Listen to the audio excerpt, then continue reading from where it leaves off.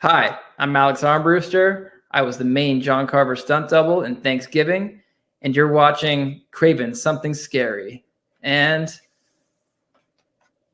there will be no leftovers.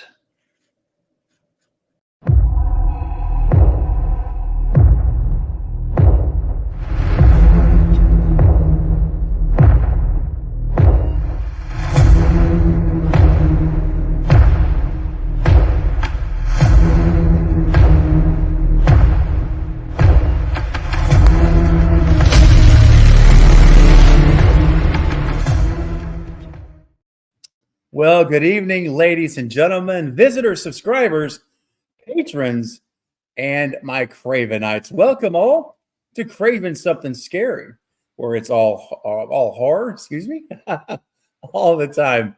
Guys, tonight's a night we've been looking forward to for quite a little bit now. One of my favorite movies of the entire year is Thanksgiving. This movie is one that I thoroughly enjoy, and I am so ready for it to hit streaming so I can buy it in 4K. It's such a great movie, and I know that there may be some of you who've not yet seen the film. And all I can tell you is that if you have the opportunity while it's still in theaters, at least down here in Texas, it is still in some theaters, limited showings now, so it's starting to wind down.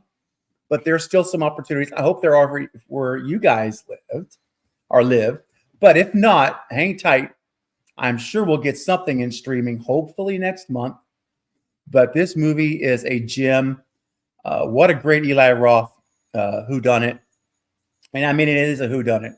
So it's done so well. Amazing kills, great visuals, great sets, great scenery. And that leads me to my great guest. So tonight we're going to be talking with the production designer of Thanksgiving. And as you guys know, the production designer is, that's about as high up as you can get into production next to the director in my book, because they are in control of so much of what we see on screen, really. And it's exciting. I'm looking forward to it. And I know you guys are looking forward to it as well. We've been talking about it now for 2 or 3 weeks. So guys, without further ado, don't want to spend any more time. I will just say one last thing. Please do submit your questions now that you have for Peter. Any questions about the production of the film, anything at all that you'd like to ask, or comments maybe about the film, feel free to start putting those in the chat now. And if you have a burning question that you really want to ask and make sure it gets answered, because you guys know we won't get to every question. There just won't be enough time. But if you send a super chat, I will make sure you move to the front of everyone else and we'll get that question answered, okay? So those are your options. But please do. We want to have, take advantage of the opportunity you have that Peter's given us of his time. So without further ado, please welcome the production designer of Thanksgiving, Rabid, and the art director of Predator. There's all kinds of stuff he's done. It's great.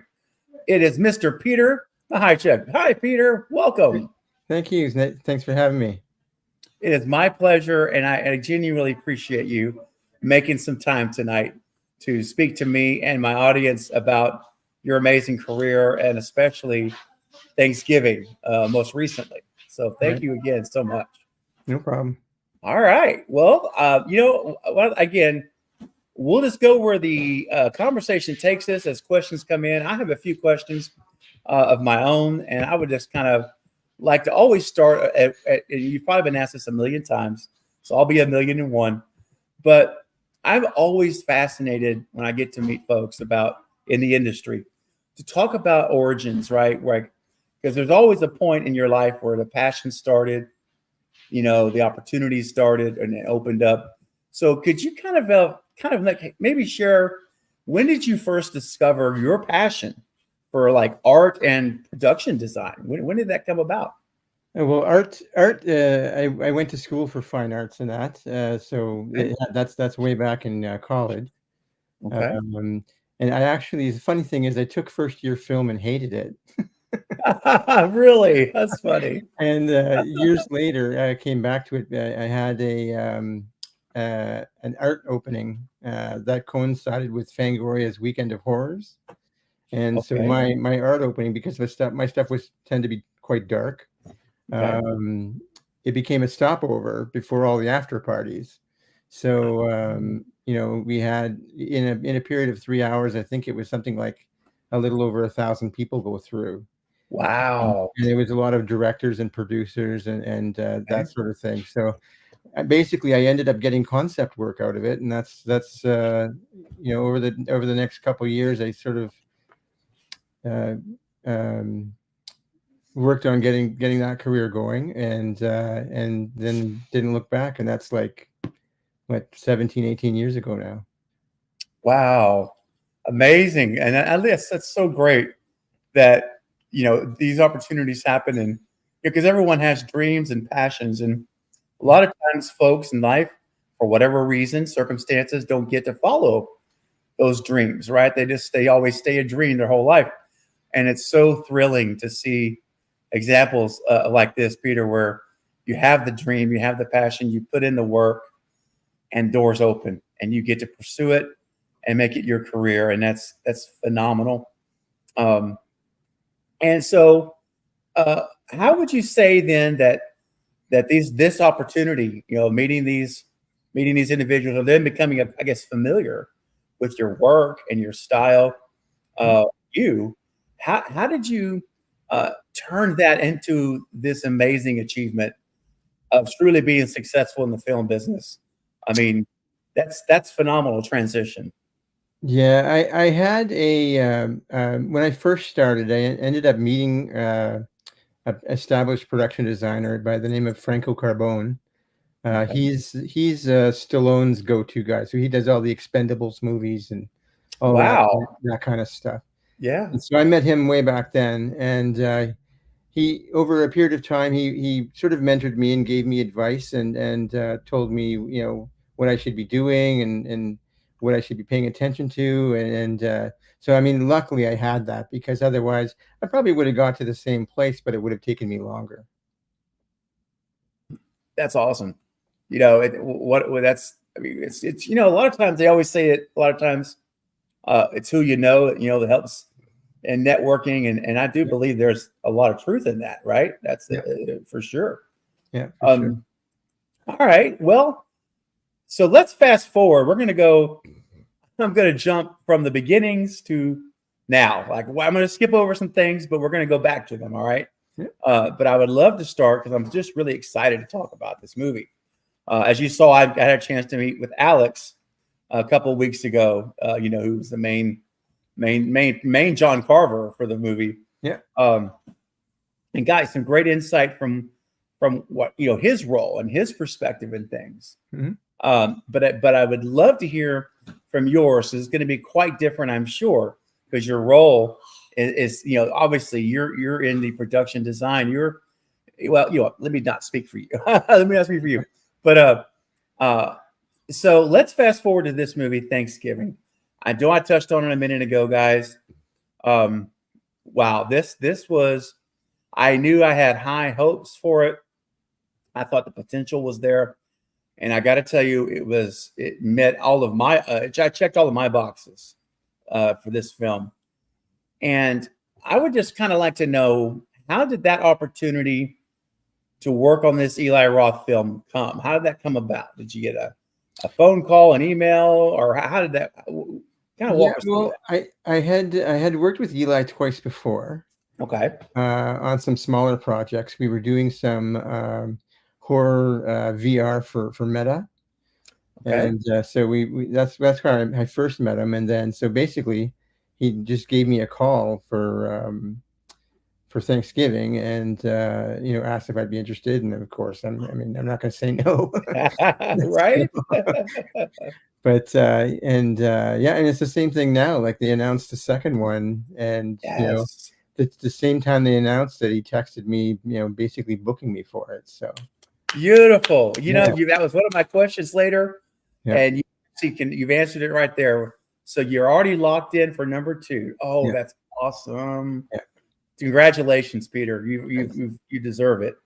You earned it. That gives me great hope, because when I was talking to Alex, he mentioned Eli told him he was going to take a year, I believe, to write the movie, Right. something like that. So, which is really, in my book, that's wonderful. He's not rushing anything. Right.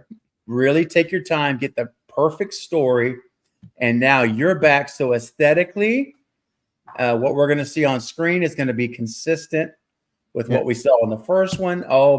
I mean, this is a formula for success, and this is honestly just my thoughts on this.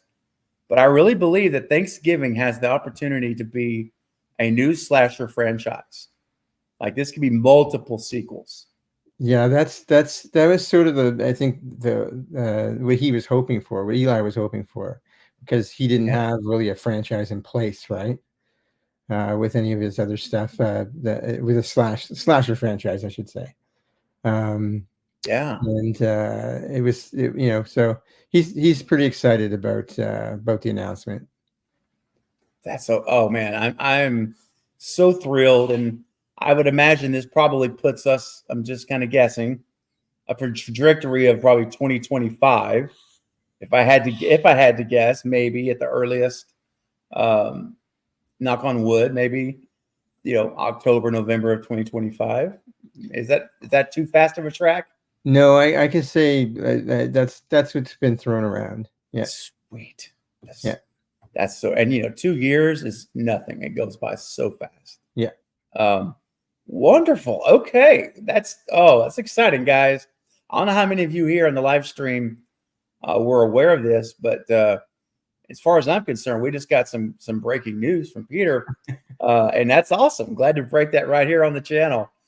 Now, let me ask you this: what was the creative process like for you on this movie? How did I'm sure you worked a lot with Eli, right, on this visually, all the things you guys wanted.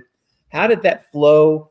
Like, how did he present what he wanted, and then how did you take that and process it and make it real, turn into real life, if you will, on the screen? The nice thing with Eli, he had very distinct ideas on certain items that he was, like say the mask, right? Yes. And things like that he had a particular idea for, and as a result, yeah, there we go. Actually, there's the yes, I love it. Yeah. Oh, look at there. Right there you go. Yeah, that's a screen used one. Beautiful. But he had some distinct ideas, but the rest of it he really let me go, especially because we had such a shorthand from doing the other projects. I think at that point he was basically trusted me with what I was doing, and that it would come out. So basically it was more me presenting to him what I wanted to do, and getting his approval on it, and that. Wow. And so can you kind of share with us then, like, your workflow process? Do you have the script, I'm guessing, right? I'm just guessing. You have the script. So do you literally read it and then visualize what's on, like what you would put visually on the screen for us to see, that lifted from the paper? Like, is that your process, or is it different? How you come up with those visual ideas? Well, yeah, you're right. I read the script first, and then what I'll do is, if there's key moments in the script, I'll focus in on those. So starting to pull together some conceptual ideas, combination of drawings, could be stills from other movies that I like the aesthetic of, and that. So it's well, I lost my train of thought. In the just bringing it to life, right? Like the visuals. Yeah, exactly. Oh yeah. So and then basically assembling all of that, fine tuning that, and then that gets distributed to everyone once Eli's approved on everything. So then each department knows what I'm planning to do, and so as a result, like wardrobe can tweak their stuff so it goes well with, you know, the palettes and or the set design and that sort of thing. Okay. And you know, stunts, they know what to expect when it comes to sets and what kind of setups there are, and they can give me their input, and then we incorporate what they need into the sets and into the design of everything. So working with all those departments, I mean, right down to picture cars, like it's a lot of departments that I work with. Wow. Oh yeah. I mean, you are literally, like I mentioned earlier to the audience, I view the production designer literally as like here's Eli and you're like almost right there. You're like right here because you really have to manage. You're like the president over all these departments, right? They all report to you essentially. Yeah. And that's quite a responsibility. And imagine, I kind of sure it's got to be a lot of stress as you're going through. I don't know. I'm just guessing. It's so much pressure. But you know, you're working with amazing people, right? That are executing, and it shows. Yeah. Hey, just real quick, Peter, before we get back to this, I want to talk more about that. Jason is in the house. Says, I saw the movie Thanksgiving. I loved you. It was a good movie. All right. Nice. Thank you. Very good. Appreciate it, Jason. So on that note, talking about sets and locations, can you kind of walk us through location wise? Like, you know, it's a beautiful location. I thought it's a great location. It had that feeling, I think, that you were going for. At least it felt like that to me. So can you walk us through how you guys found where you filmed in real locations, and then how much do we see that were on sound stages? I know Alex mentioned the Hearn for the finale. You guys were at the Hearn. Yeah. And he talked how brutal it was to film in the Hearn. Yes. But it's one of those buildings that's like 10 degrees colder inside than it is outside. And that's Celsius. Oh my gosh. Yeah. Excuse me. Sorry about that. So kind of what went into the scouting, I guess, or what was the mindset of that location? The look, I guess the look, right? Right. Well, I mean, there's certain things that were key. Things like the Pioneer Village sort of setting that they're in, that John Carver's house is in. And ultimately, I'm not going to say, actually, just in case somebody didn't see anything. No worries. Yep. Yeah. And so we say we found that location, but the interiors didn't work for us. What we wanted to do, you know, he was going to be smashing stuff. There was going to be blood everywhere. There was going to be all sorts of stuff going on. So that was a sound stage. So we built some exteriors, and we pull the look of the exterior buildings into the interiors to sort of link everything. Yeah, and then I'm trying to think of some of the high school was a good find. That is here in Canada, we don't really have the types of high schools that you have in the States, where, you know, with the big stadiums and the big, you know, and all those kind of things, like Friday Night Lights, right? Like it's right. We just don't have that here. And but we found a school that did, you know, and then had that sort of a feel to it. So we were able to shoot in a practical location for most of the school stuff and that. And then it was finding the houses and some of the houses. Most of the houses were practical as far as we shot in the house itself. Just trying to think what else. The only the most of the house locations are actually physical locations. Really, when it came down to it, we were building like the Pilgrim's dining room and the lair, and, you know, things like that that we couldn't necessarily find exactly what we needed. Man, let me tell you, this is one place. Look, I'm all for a great Thanksgiving dinner, But let me tell you, this is one I would not want to get an invitation to. Let me just tell you right now, I don't care how nice it looks, how pretty the table looks. You don't want to be invited to this. And I'm not going to say any more than that for those who haven't seen it. You've seen the trailer, though, and the trailer reveals a little, just a little. But trust me, you don't want that gentleman right there to be serving your dinner. Yeah. And when that was lit, it looked so good. Like Milan, the DP, the director of photography, did an amazing job on the whole film. Actually, it's probably one of the closest relationships I've had with a DP in anything I've worked on. Wow. So that's why you're seeing such a unified front with, me working with everything in front of the camera, Milan working with everything behind the camera, and then Eli sort of overseeing the two of us.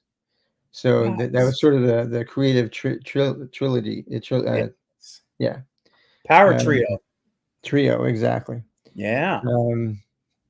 But yeah, no, it was good. It was, and that said, of course, I mean, that picture doesn't do it justice to how it was in the end. Oh yeah. With the lighting and everything else. So that's the kind of thing too, where there's no actual ceiling in the set. The beams hide seeing above, and then that way they could light through everything, and it wouldn't impact anything. Very cool. I love movie magic, Peter. It's so fascinating. I think it's fantastic. And of course, I have, and again, this is not a spoiler because it is in the trailer. So if anything's in the trailer, I feel like it's fair game. But we're not going to reveal all the secrets, even if it's in the trailer, guys, because I know there are some who have not yet seen it. But you guys, again, go look at your listings after the stream is over. Go look at your local theaters, and if you find one that still is showing it, even if it's late at night, I trust me on this, guys. You won't be disappointed. But there is a scene that we see in the trailer where one of the cast members, I won't even reveal too much about that, is in an oven. And I'm not going to say what happens or anything else, but I have to ask you, did you design this oven? How did the oven come about? I'm just curious. Yeah, I actually personally designed the oven. That was one of my my high points of the film. That's awesome. Yeah, so basically, it's modeled after a pizza oven, but much bigger and in that. But it's like you say with movie magic. The elements that are in it are just LED strings. Okay. And the scenic put right down to the fat drippings on the grill. Yes. So it's those attention to details that it's nice to see people appreciate. Oh my goodness, yes. It's let me just tell you, there's everything about the oven scene. It looks real. It feels real. Great acting, but also the actual oven itself was very. I bought it. Like I believed it. Like I was in that world, and great job. Wonderful job, man. Seriously. And see, that's the kind of thing that we have to build in a way that any side of it can be taken away, so they can shoot through at the the inside of the oven. So if they have the shot from up above, and the entire top comes off, and so they can get that shot and everything else. So when we design these things, we have to keep that in mind, right? How they're going to shoot it. And that's a good point. And that's something like a layperson like me, just being a fan, doesn't necessarily think about, because when you're filming it, you're not going to be like trying to film outside of it. You got to be able to get in there and get that shot. Yeah. And removable walls and stuff. That's fascinating. I never even thought about that part of it at all. But it looks solid, man. That thing looked like it was the real deal. I'm telling you. And Jason says that woman scene was crazy. I did not expect that. Thumbs up. Scott, hey, what's up, Scott? Scott says you did a phenomenal job, Peter. Thank you. Yes, it was. Wow. And Ghostface Fanatic, unfortunately, hasn't had a chance to see it. Yeah, man, definitely check it out, Ghostface. I'm telling you, you will not be disappointed. And Scott says you're in for a treat. 100%. 100%. Okay. So the houses, for the most part, then, except for, I'm going to say, the Carver house, I believe, right? Right. Was practical. Right. You know? So like the movie starts, not giving anything away, nothing significant. The movie starts with a house scene. So Right. that's actually a real house that you guys got and used for that shot. So let me ask you this: overall, how much of your time, and I'm guessing it was probably a lot, how much of your time was spent on the set? So when it's time to like actually film, are you there in case stuff comes up, or are you remote, or how did that work? I come and go. I'm usually there for key scenes. So if we have something like, say, the oven, Yes. a scene like that, I'll be there for that, just because I know the workings of it and everything else. Sure. But Okay. yeah, no, I'm usually, it depends on some jobs are more than others. This one I was on set quite a bit.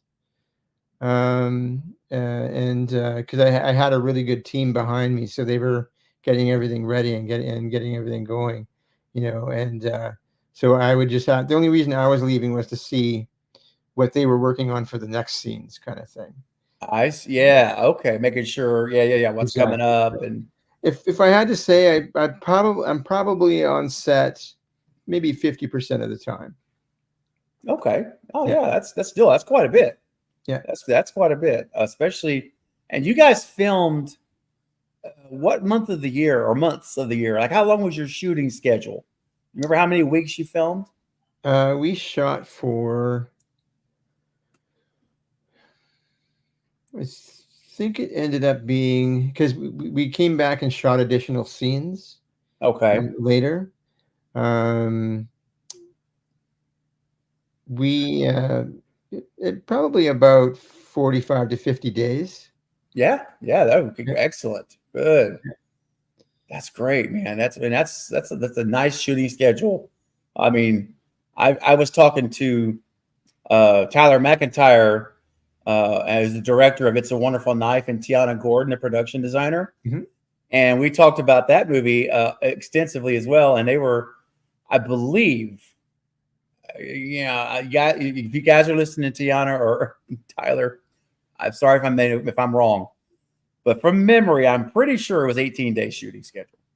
Yeah. It was like crazy fast. Yeah. And that movie turned out amazing for I never would have guessed 18 days. Right. So I just say that to say 40, a nice 40-day plus shooting. That's great. Because you could really slow down, right, a little bit and take your time on stuff. Yeah. So that's awesome. Denisha, what's up? Denisha says, I pre-ordered the movie on Apple TV. I can't wait to see it. She's already got the pre-order. There you go. Nice. Fantastic. That's great. All right. Yeah, you're going to love it. You're going to love it, Denisha. Believe me, I'll be having a watch party when it's out for streaming for rent. I'll be hosting a watch party, and Alex has already said he's going to come back. Oh, cool. And watch the movie. And Peter, you're invited as well. If you're interested in that, I would love to have you back. We could watch it and give commentary in real time as we watch the movie. I'd totally do that. Oh, sweet. That's so cool. I'm so excited. We'll once it's out and we can we'll get something scheduled for you that works for you and Alex and make that happen. That's wonderful, man. Thank you. Now, one location that I have to ask about, because I think literally it's probably one of my favorite openings to a movie in a long time. It's Black Friday, and it is insanity upon insanity. Yeah. So can you tell us about the location for this madhouse, and how much do we see with illusion versus, really happening? Sure. Basically, we found the location. It's an old Walmart that had closed down. So it was really ideal for what we wanted to do. It's perfect. Yeah. As far as some of the stuff that we did, everything is practical for the entrance. And everything that happens there, everything inside is all practical. The only things that aren't practical are they do crowd extensions. So, we didn't have. That's what I was wondering. We didn't have a couple thousand people there. It was they took 250 and doubled them and everything else. That's still a lot of people, Peter, right? Like 200 people. Oh yeah. Wow. Yeah, it worked out. And then there was certain things that were cost prohibitive, like doing the overhead signage in front, where eventually something's on. Yes. And so a lot of that, like where the thing is on the letter is real, and then everything beside it is all VFX. Gotcha. Yeah. Wow. It looks great. It looks really good. Even though it was mirror, like you said, or maybe not mirror was the right word. What did you call it again? Where they made it look like more people of that effect. Like an extension. Extension. That's it. It still looked real. I mean, it still looked like everybody was there. Oh yeah, it turned out really, really well. Yeah. But again, I think a lot of the VFX were pretty seamless in this movie. Yes. Part of which that's one of the departments that I worked really closely with. So, man, it's fantastic. And I won't speak to specifics as far as what happens in the opening, guys. You guys need to see that. But it was done so well. I was laughing and mortified all at the same time in that opening sequence. It's like I would go for one moment, I'd be like laughing, then I'm like, oh my gosh, like no. And all I got to say is I hope everyone got their toaster ovens or their little toaster make things. Gosh, what people will do for toasters. And the thing about it is, and I know it was meant to be over the top, but there are some places where that stuff actually happens. Oh yeah. It's not that far out of reality, like that for real. Trying to get some type of a thing you don't even really need necessarily, but you want to get the deal. People want to get the deal. Anyway, I actually kind of thought it was a nice little commentary on kind of where some things have gotten to in this world as well. Sort of anti-commercialism kind of. Very. It was done, and it was done in a way that it works. It doesn't beat you up. It's not preachy, but it's effective. It's effective. You get the point. Well, but you also laugh and you also enjoy it. So it's, and all of that, and you're mortified. Yeah. Let me ask you this now, because I know you mentioned how you were there for like a lot of the big scenes you were there. Were there any tweaks made or changes made, like sometimes conceptually, right? I'm sure you had things or look one way, and when it's time to film and go, maybe there's like, oh well, this didn't quite turn out like I wanted it to, or maybe just something happens or something breaks and you got to fix it. Were there any kind of like those instances while filming the movie where you had to jump in and be the hero and save the day? Just trying to think offhand. Yeah. There was some sort of small details and that sort of thing that came up. So sort of like what happens to Yulia, we had to, because they didn't think that. Well, I'm just going to say it. They didn't think that a table saw, table saws have a switch on them, and a kill switch and that sort of thing. So we came up with a pedal version, so he could, you know what I mean, do that sort of. I do. Stuff. Another thing that changed really last minute was actually the mask. Really? Yeah, there were some initial designs to the mask that we were working on, and everybody loved it. It got to a point, and then the studio didn't really like them. Oh, wow. So we had to go Okay. back to the drawing board, and these things were going to be used in less than a week, right? So Oh my gosh. exactly, Whoa. exactly. So we came up with the version that you see now, and it's just sort of a mass-produced looking Yeah. sort of version. And then later on, when we came back and did the reshoots and that, we added the layer with the oven that was never in the original script. Really? Oh, Yeah, wow. and Okay. so then that gave us a chance to introduce sort of the burnt mask, Yes. which is Did any of those survive, Peter? Does anyone have one of those? oh yeah, yeah, they're still Oh, this. I know Eli has some. The prop master has some, I think, and oh you know, man. people got them, and then the burnt ones, there's not nearly as many produced. It was, Sure. I think it might be as little as 2 or 3, Oh, wow. Okay. just It because we looks had to good turn it though. around so quickly. Um, Wow, Peter, that's amazing. In less than a week, you guys had to make these. yeah, That is incredible to know. Did not know that. That's amazing. yeah, Whoa. And the mask looks fantastic. I mean, I love the costume. Overall, the whole pilgrim costume is great. And I love the mask. And I don't know, we've had several people join since we started. Would you mind, Peter, showing? I can show the picture, but you've got one. Would you mind showing that oh mask yeah, again? Or yeah, this is the screen used, right? In the movie. There it yeah, is. that's it. Man, I love it. That's Absolutely it. love it. There you go. The back. So cool. And it looks so good in the costume when the whole costume is on. Um, we got ourselves a new slasher icon. It's coming.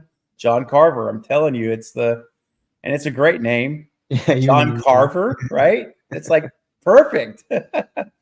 um, well, that's fascinating to know. What a great job. And adding the oven to the movie that wasn't in the original script, that's, man, phenomenal because it's so powerful. They had test screenings of the first version, and some of the things that came back was they wanted to know but what happens with the oven. They were interested in seeing that, Mm-hmm. and they were interested in seeing the lair of the killer, right, and Yes. everything that he has all around there. And that was also when we get to see the lair. Um, wow. It was one of my, I mean, I could say it's one of my favorite parts of the movie. There's so many favorite parts of this movie for me. There's many, many, many of them. But that's a great sequence when you're there and you're seeing where everything's happening, because it's interesting because a lot of times in these movies, in horror movies, slasher films, we don't get to see base of operations. The Right, killers would show up, right? They're just there and they disappear. right, But we got to actually see where the killer goes to do their bidding, if you will, their preparation, their, what they got to do and what they're planning. And it looks so good. And there's, something else that was and this is, I know, not necessarily designed, but I just want to mention it while we're talking. The amount of suspense in this movie, the cat and mouse, right. was very good. It was again, and you know what I'm talking about. There's a one particular scene in the lair that goes on for a little while, Yeah. and it's fantastic, and it's exactly what I was wanting. I say you wanting in general, but I would want to see. And anyway, I can't say much. I don't want to ruin anything else because there's a lot of folks that hadn't seen it. So, guys, you'll see what I mean. Trust me, once the movie's out for rent and everyone's seen it, we're gonna have a spoiler discussion. Well, the watch party, we're gonna be talking about everything. But Cool. yeah. Anyway, great job there. And again, you know, as you mentioned earlier, the Walmart and what happens to the signage of the Walmart and in the movie. Wow. And I got to tell you something else. Let me ask you something else. I'll tell you the diner, Lizzie. Yeah. Yeah. So can you kind of talk to us about that location? Is that something you guys found practical, or is that also practical, or is it any of that on stage? That was on a back lot, actually. So that Okay. was built specifically for film, and we filmed sections of the parade there too, because it had sort of a main street. Okay. So Yeah. that whole area we used for a few days. Yes. And yeah, the diner was great. We customized it a little bit to what we wanted as far as color palettes and things like that. But and then coming up with how we were going to do the freezer, and how we were going to do, Yes. how we were going to get the shot, of the dishes sink. And there was a lot Yep. of good little challenges in there. Yeah. And again, this is in the trailer. There we do see the scene where Lizzie is pushed against the freezer door. Yep. So that's in the trailer. So I think we could chat about that a little bit. That looks so real. I know it's not, but it looks so real, man. I'm like, because and it's so great too in the writing, right? Because, and I'm sure, I mean, I'm guessing when you read it, you related too, because we've all, whether we're kids, when we were kids, or there was some point where a popsicle or an ice cube or where something got on the tongue and you could, it wouldn't come off. Right. And that scene is just, when you see the dip in the water, you think, oh, they're gonna, and again, this is in the trailer.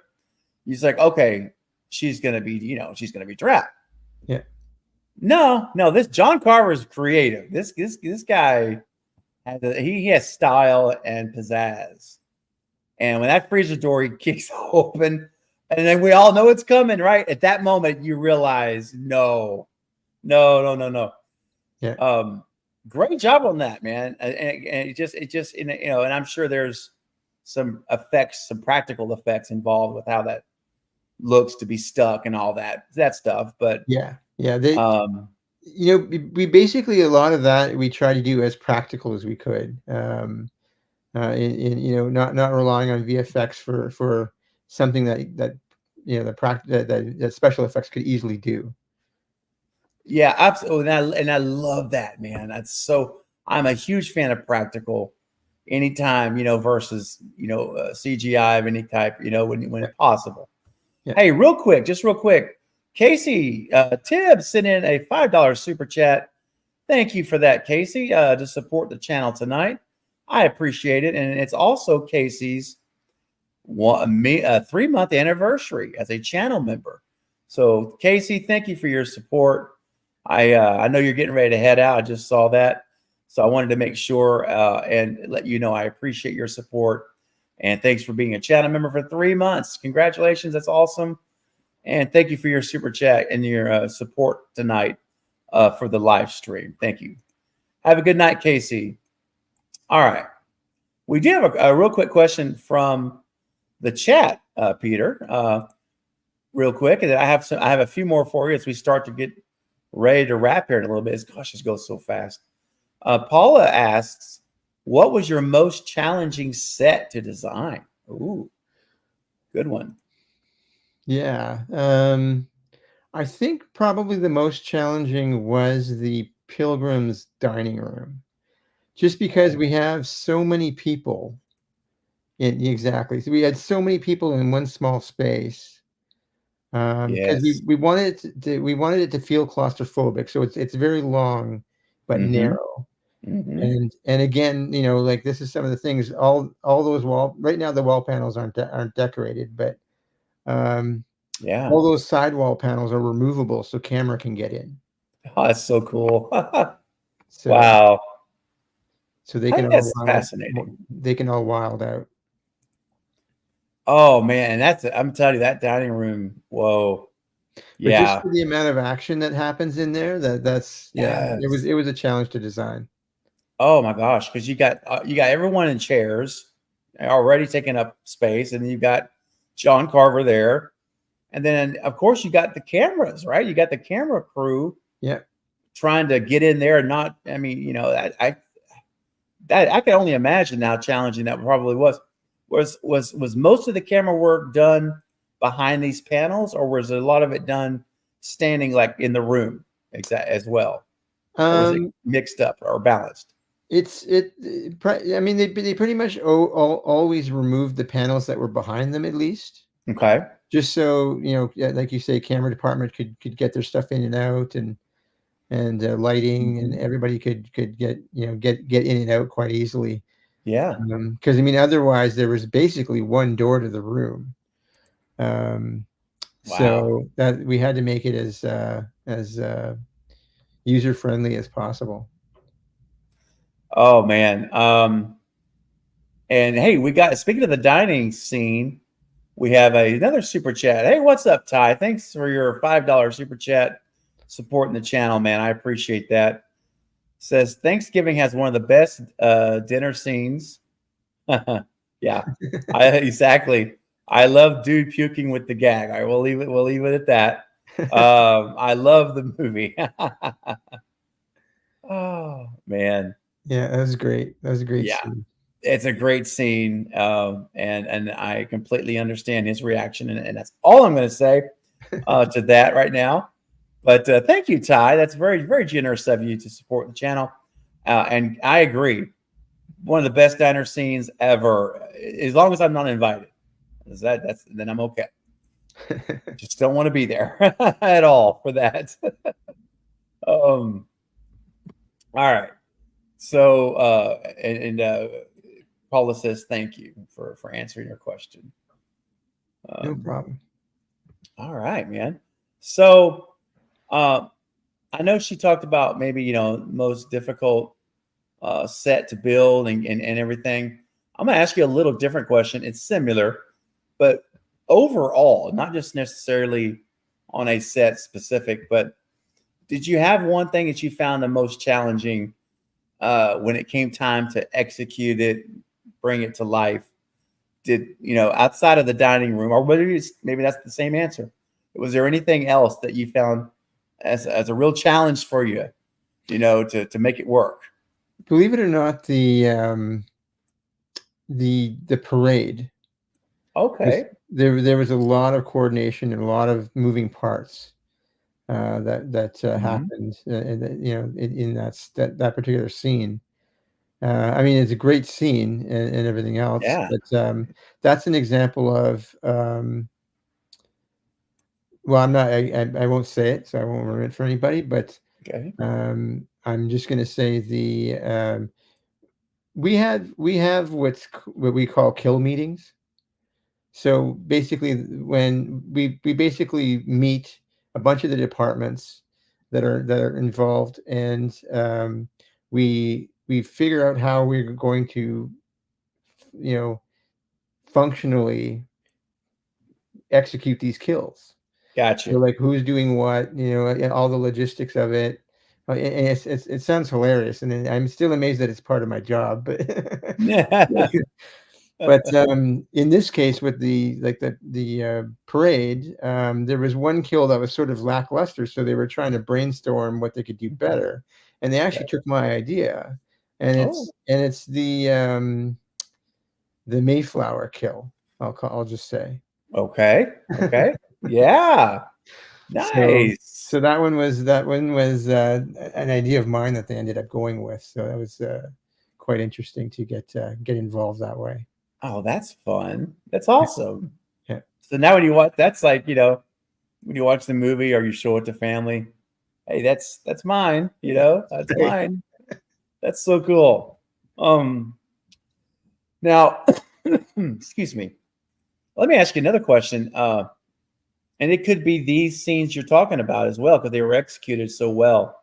But I would love to know what you found most fulfilling or maybe exciting when making this movie with your teams.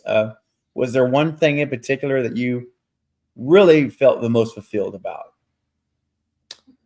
I mean, there's a few. I mean, the oven is probably one. I'm Yes, 100%. I super bet. stoked at how the oven turned out. Yeah. Yep.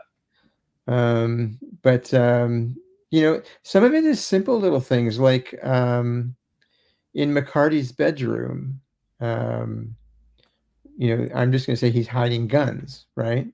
So Right. all these little things, these little tricks that he has all around. My props people did an amazing job on that. Mm-hmm. And it's such a simple little thing, but I find in the end it was very effective towards the it was towards the character development. Yes, absolutely. No, that's awesome. And I love that character. Oh man. Driving his truck, right? Driving his pickup truck and then we see his house and anyway, yeah, it was great. No, it's a lot of fun. And yeah, what a stash, man. I tell you, he definitely had a stash. Oh my gosh.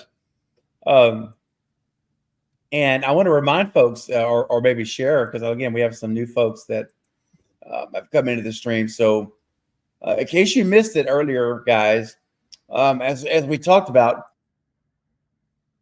Thanksgiving 2 has been greenlit. So sorry. And the amazing news is that not only that, but Peter has already accepted the position again to return as production designer for the sequel. Yeah. So that is so exciting. And now, Peter, I don't know if I can be so bold as to say breaking news. You may have shared this already, maybe public knowledge at other places, but it was first we've heard it here. I can say that. And that's very exciting. And I'm so happy and thrilled that you're back with the team again. Man. Oh, so excited. So much potential. Like once this thing, because I intend to stay in touch with you from now on. Hopefully build a relationship. And certainly as we get into, and obviously I know you can't talk a lot about once down the road, once production begins and all that, but once once we get there, we'll hopefully we'll be able to chat again and long before then. But I'm just saying that'll be amazing. So right, I'm just happy. I'm so happy to hear that, and I'll definitely spread that news in the community. I'm so sorry. Ty says I say Thanksgiving is the best Scream movie. Or I guess Scream type movie since Scream 4, and I mean that in the best way. Yeah. Oh, I agree. It's such a great murder mystery whodunit with such creative kills, and yeah, it's the whole package. It's the whole package. Now, real quick, I know we are quickly wrapping up, guys. We're getting close to 1 hour. We've got about 5 more minutes with Peter. Which he was so generous to give us an hour of his time, and that's amazing. And I just want to shift gears for one little bit to wrap the stream up away from Thanksgiving. And I would love to talk about this movie, Rabbit. right. And I just discovered it probably a couple weeks ago, and I said, "Oh my gosh!" When I read the premise of it, I gotta watch this movie. This sounds amazing. So I really enjoyed the film, and aesthetically, the look. There's a lot going on, and I'm not going to give any specifics away here, but I just have to ask you, with all the wild visuals and different things going on, I want to jump to the end of the movie. Okay. And let me just put it to you this way. I'll say it this way, rather. When we see the wall, let me very vague. Right. When we see the wall, my eyes got like this big, and my jaw dropped.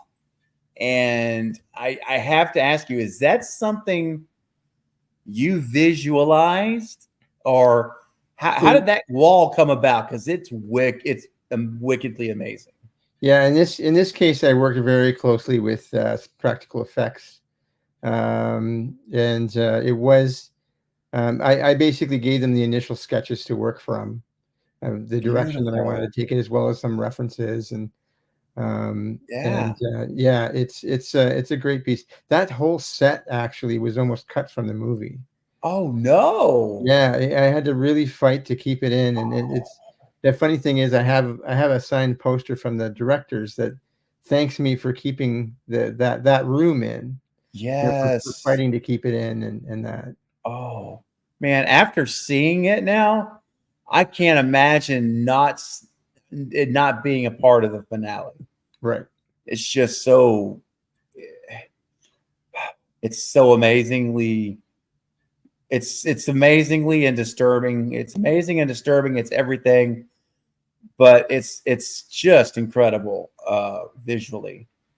And I was just wondering if that was coming from the depths of your imagination, and that's so cool.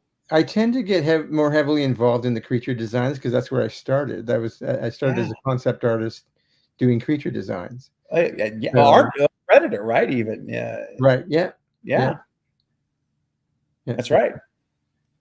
And that's awesome. I remember you mentioned earlier when we just started earlier that a lot of your work was dark, like your artwork and things came from a dark place. Yeah, and I mean, the horror genre it's a match made in heaven, right? Literally, it's perfect. So, great job on Rabid. I know we don't have a lot of time, but I had to at least quickly ask you about that wall, because I just was like, this is nuts. This is insane. Yeah. And well, the Soska sisters, the directors, they just let me go on this kind of stuff. So it was great. And hey, guys, everyone that's here, by the way, listen, if you haven't seen this movie, it's you can rent it right now on Amazon Prime and Vudu. It's everywhere. It's called Rabid, R-A-B-I-D, Rabid. And it is, I'm telling you, check it out. Peter did an amazing job on the production design of the movie. The story itself is wild, and you just need to watch the movie. I think going in blind is what I recommend. Don't watch trailers. Just trust me on this. All I did was read the synopsis and just hit play. I didn't look at any visuals or anything. So you got some homework to do. You've got Rabid, which you can rent tonight, and you've got Thanksgiving coming up very, very soon. Peter, have you heard yet when Thanksgiving is going to hit streaming? I'm still trying to find out myself. Streaming, I'm not sure yet. They're basically trying to do the theater run as long as possible. Sure. And I think they have one of the longest theater runs of movies released this year. That's great. I mean, here we are, right? Mid-December. Yeah. That's awesome, man. And it's deserved. It deserves it. And it's doing quite well. Last I looked at the box office numbers, it's made, obviously it got greenlit for a sequel. Yeah. That tells you right there how well it's doing. But well exceeding its budget. And then, so that's great news. And, typically now, I don't know, it's not guaranteed. But typically what I've seen is when movies like this get sequels like Scream or others, the budget usually goes up a little bit. And so with approximately $10 million, Eli, and you guys had to play with, I mean, if you get 15 or 20, I mean, imagine, I don't know what you're going to do with a little extra, in the bank there to play with. Is that exciting? I bet that as the potential is probably pretty exciting, I would guess, right? Oh yeah. I mean, it always gives us a chance to, put that little bit more on screen. Yeah. Oh, yeah. Hey, real quick, I think we got one more question from the audience, and then we're going to call it a stream. Here we go. Ghostface Fanatic has a question. Says, are you afraid of anything? And if so, what scares you the most? Oh boy. You know what scares me the most, especially whenever I'm watching movies, is what you don't see. Because if it's left up to my imagination to fill in the blanks, it's going to be worse than anything that they could ever show me. That's a good point. Yes. So that psychological horror is probably what gets me. Slashers and that sort of thing are are entertaining to watch and that, but yeah, no, it's the psychological stuff that gets me. Yeah. Excellent. I'm with you. Actually, I believe the same thing. And it's actually Wes Craven, the great Wes Craven, rest in peace, who was just amazing filmmaker. And he had a quote that he said something very similar to that. He said, because he doesn't, in his movies, he doesn't do, extensive gore and things like that. He'll use gore when he needs it, but it's not the focus of what he does. And he had mentioned that, it's much more powerful for you to imagine in what's happening, kind of what you said, almost, exactly right. It's the same thing. It's there's power in that, because we don't have the screen to tell us exactly what's going on. We don't know. We hear the sounds even sometimes, and we don't know. Right. Exactly. So yeah, I love psychological horror. It's great as well. Psychological horror is my second favorite genre. Slashers, then psychological are my two. Those are my two jams, if you will. All right, guys. Well, look, we're going to be respectful of Peter's time that he's given us tonight. We've gone for over an hour, and it's been an amazing time. I want to, real quick before we go, Peter, if I could, just super fast, I have a couple of membership anniversaries. I want to acknowledge these folks. 9 months as a channel member for Connie Cleary. Thank you, Connie, for your faithful support every month. And Ghostface Fanatic, also 19 months, brother. We're almost at 2 years supporting the channel every month. Thank you for that, man. I'm glad to be a member of this channel. I can't believe it's almost 2 years. I can't either.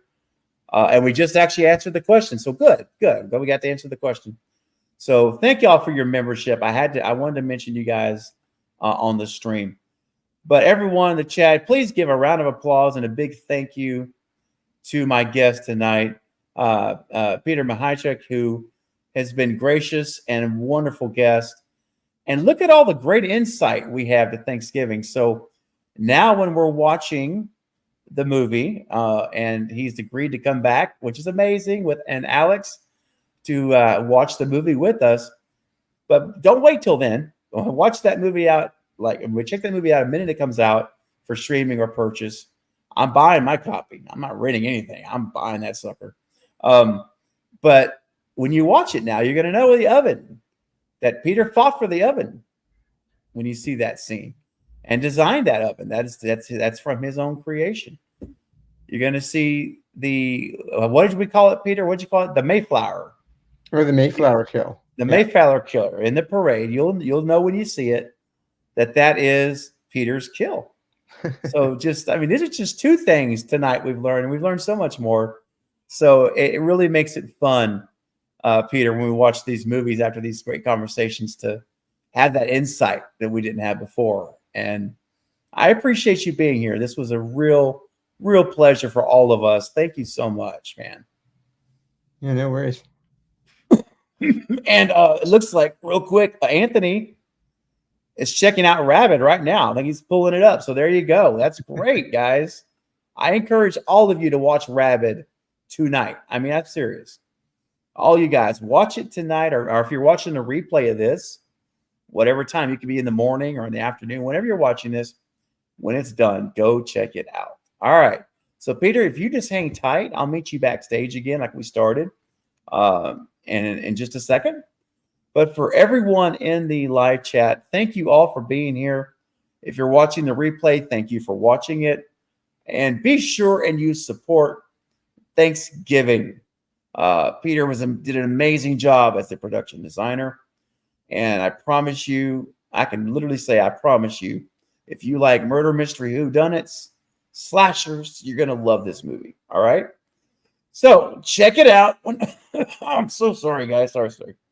This will go away eventually. Check it out. Rent it, buy it. I highly recommend you purchase it as soon as it's, actually, you can pre-order it. You can pre-order it right now. I think Amazon even has pre-orders. So, all right, guys, check it out. Check out Rabid, and Peter will be back with the watch party. Maybe in a month or so we can do it. For sure. And we'll watch it. That'll be. Thank you for that, Peter. That's so cool. All right, we'll leave it there, guys. Have a wonderful night, and I will see you all this coming Wednesday. Remember, don't forget Slayfest, 8 p.m. Central. We're going to be watching Silent Night, Deadly Night, the 80s classic Christmas horror film, this Wednesday night at 8 o'clock Central.